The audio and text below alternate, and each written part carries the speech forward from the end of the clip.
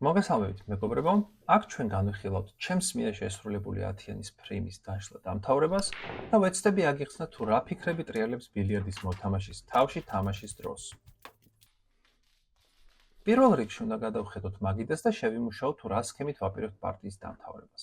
ერთიანის ჩაგდებისას თეთრ ბურთს ვუმიზნებ ქვევით, რათა უკან გამოვაგორო და დავიტოვო ხელსაყრელი პოზიცია ორიანის ჩასაგდებად და ასევე სამიანზე შემდგომი კარგი პოზიციის დასატოვებლად. სამიანზე არსებული კუთხიდან 4-იანზე პოზიციისთვის უნდა გამოვიყენო ერთი ბურთი და გამოვიყვანო თეთრი ბურთი 8-იანსა და 5-იანს შორის.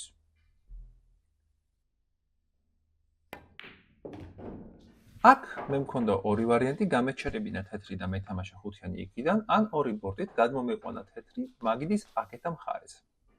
როგორც ხედავთ, ვამჯობინე მეორე ვარიანტი, რადგან ეს მაძლევდა შესაძლებლობას მარტივად გამომეყვანა თეთრი ბურთი 7-იანის ჩასაგდებად ხელსაყრელ პოზიციაში.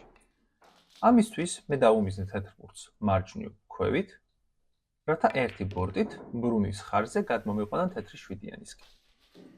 მიუხედავად იმისა, რომ ეს დარტყმა მარტივი ჩანს, მე უნდა ჩავაგდო ეს ბურთი საკმაოდ ძლიერი დარტყმით, რომ არ დავაწვინო თეთრი ბურთი ბორტზე, რადგან ბორტიდან დარტყმა არავის არ უყვარს. 8-იანის ჩაგდებისას გადავწყვიტე, რომ საკმარისი იქნებოდა თეთრი ბურთის გაჩერება, რადგან 9-იანი საკმაოდ მარტივ პოზიციაზე იყო. 9-იანის ჩაგდების შემდეგ კი თეთრი ბურთი გადმოვაგორე მაგიდის აქეთა მხარეს 10-იანზე უმარტივესი პოზიციისთვის. ხოლო რა თქმა უნდა მოცემულ ამოცანას საკმაოდ მარტივად გავუმკლავდი.